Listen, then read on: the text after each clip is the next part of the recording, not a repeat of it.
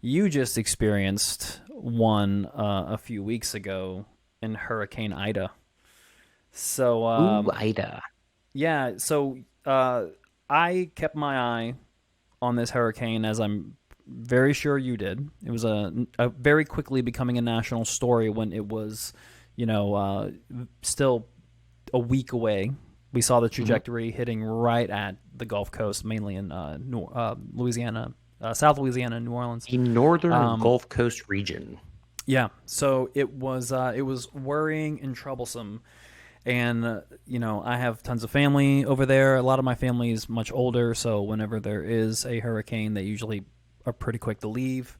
And they were in some troublesome, worrisome areas based on the projections of the storm. So a lot of those people left. There is one person that I knew and care about very greatly who was taking their time making a decision and decided not to leave, and I was insanely worried, and that was Mr. Jonathan Peel. So, Jonathan, I want to start off with you guys' mentality. Where were you and Laura at mentally with choosing to stay or go? Why would you guys not want to stay? Playing it by ear, I have been through a lot of hurricanes. Um, so with this one approaching, they're like, okay, Cat 2. 2 days out, they're like, okay, hey, this could be a Category 4. And we're well enough inland from everything where I know that, if the hurricane makes landfall, comes inward for like an hour or two, it's going to lose power, it's going to weaken, and I'm not going to have to deal with too much of it. It's going to be some wind, it's going to be rain, Mm-hmm. it's going to be, limbs and stuff flying, and that's just going to happen. The biggest concern is it going to cause, tornadoes, or is there going to be a torrential downpour? But we knew ahead of time this was not going to be a rain hurricane. It's going to be a wind hurricane. So we're like, hey, let's do it. So kind of got a game plan, got some meals pre-prepped, cooked, ready, frozen, put them away. The day before, was able to get a generator, able to get a chainsaw, and able to get an AC unit for contingency sakes. And good thing we did, because Sunday rolls around, 5 p.m. Lose power, lose internet, lose everything, and then the storm begins. So during the next like 12 hours, just kind of dealing with the storm, wind, rain, watched a tree topple over in our backyard. With my crappy cell phone reception, I was trying to keep people updated on Facebook. Mm-hmm. And the next day, hey, just start kind of getting your bearings. Went and got some gas, went and got some gas cans, filled up as much as I could on everything. Got some ice, got it in the deep freezer, got the generator filled, and then just kind of started going from there. Worked off the generator for over a week until we got power back. Gas was kind of a pain in the butt for a while. I had to drive like 2 hours away to get gas on one of my You were trips. going to Mississippi to get gas, right? Yes. Wow, that's Yeah, crazy. I was going up to Mississippi to get gas. Not even just Mississippi, like on the coast or anything. I was traveling like up, like in between, like the coast and Hattiesburg Oh wow. to get gas. So I got it, but we made everything happen. It was actually very easy. The biggest thing was just right after the hurricane, heat wave came through. So we're sitting here like 92 degrees outside, but it feels like 110 with the humidity and heat index. And Yeah, no AC like you guys are. 110 on the West Coast is doable to me. Like when I've been in Vegas and stuff like that, nice and dry, 115, 16 degrees, I'm like, hell yeah. Brother, we were 110 we were at humidity. we were at Disneyland the last 2 weekends, and both days it was in between 95 and 98 degrees, and I was just like, this is great. Just basking in the sunlight. It's nice and dry, no humidity. People complain about humidity here, and I want to laugh in their fucking faces. Like, they have no fucking clue. They have no idea what No humidity clue. is. No clue. No Like, clue. 95 degrees out here. Look, it's hot. It is. And if you're pasty pale like me, you need to put on sunscreen and protect yourself. But I'm sorry. I love the hot weather here. It is like it's energy giving because like it's dry, it's warm, it's hot. Like it's just I like the heat here. I enjoy Over it. here, it is literally Brutal. walking through hot soup.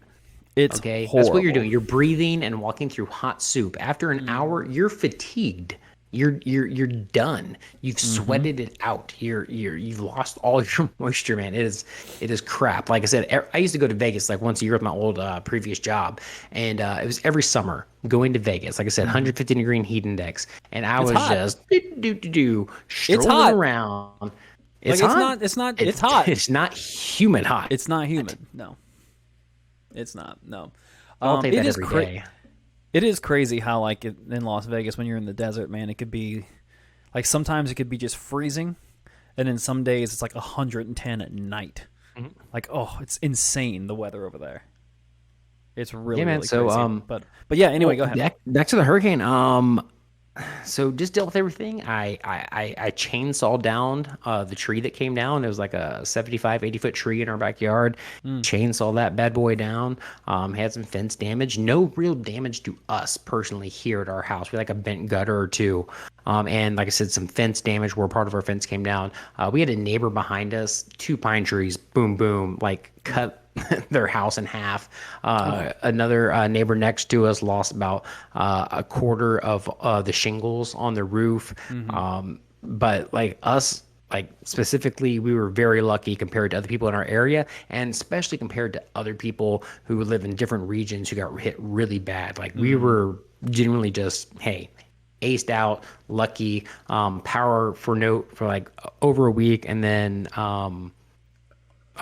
internet was out for more than 2 weeks.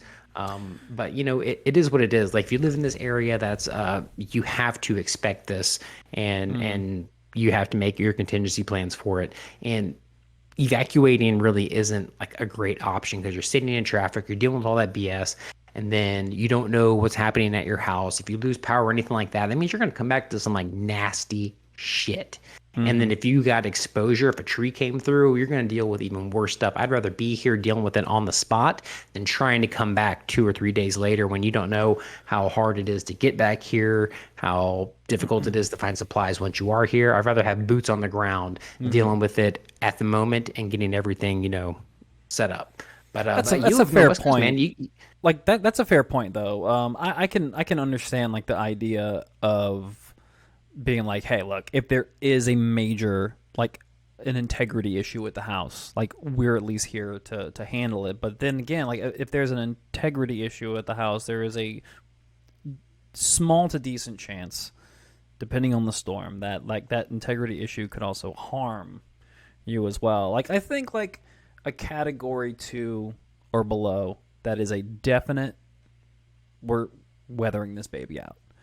Unless you're like on the water, then you need to. If you're on the water, regardless, Yeah. you need to be careful. But like category 3, how is it hitting us? Are we on the wrong side of an eye wall? Is that going to cause a problem? Then you have to kind of like plug in like the actual specifics of the storm and everything like that. But category 4 or worse, like I'm fucking out of there because I'll be honest with you, man. Like I would rather wonder how the house is doing and deal with it later than fucking live without AC for like a fucking like 5 to 7 days. Like fuck all that. I'm not built for that anymore.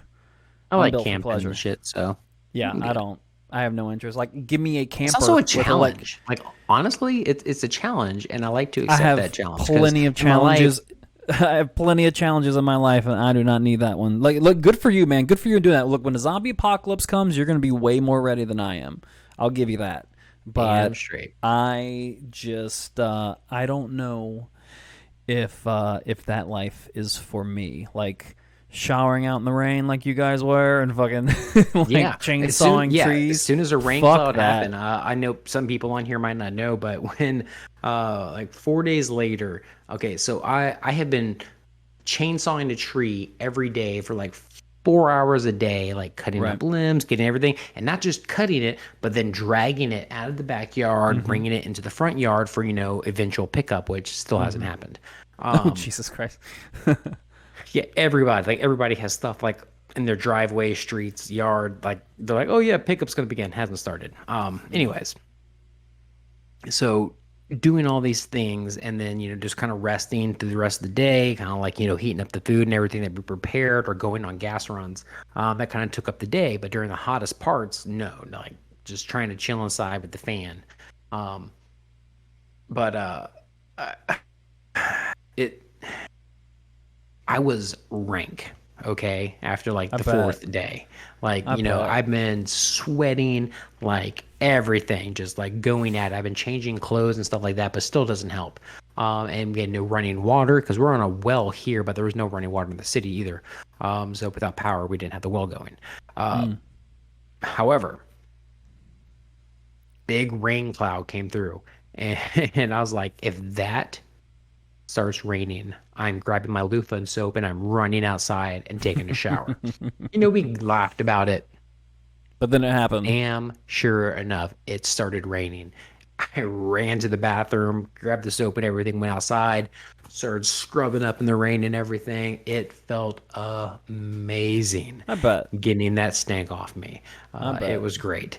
And then, of course, a couple of days later, we got power back and got to take a real shower. But Mm-hmm. that rain, like after those 4 days of just, kind of like stewing in Mm-hmm. your own filth, it was wonderful.